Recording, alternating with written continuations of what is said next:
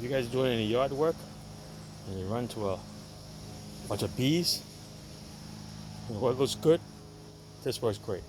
Gumout carburetor and choke cleaner. So before you get stung, you gotta take them out.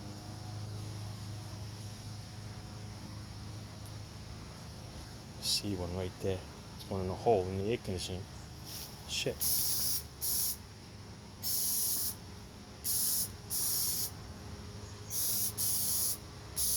Coming back.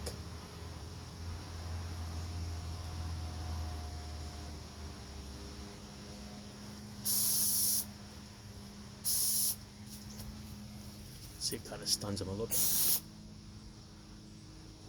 Must be in that hole. Crap.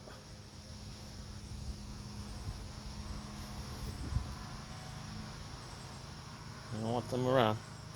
Just open any of these windows here, they're coming right in the house. Too bad I can't check in there. But great stuff here, guys.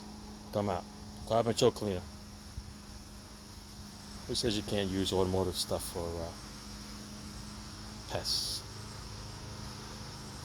Alright, I'll wait for him to come back. There's a couple of stragglers coming around. Alright. Ciao.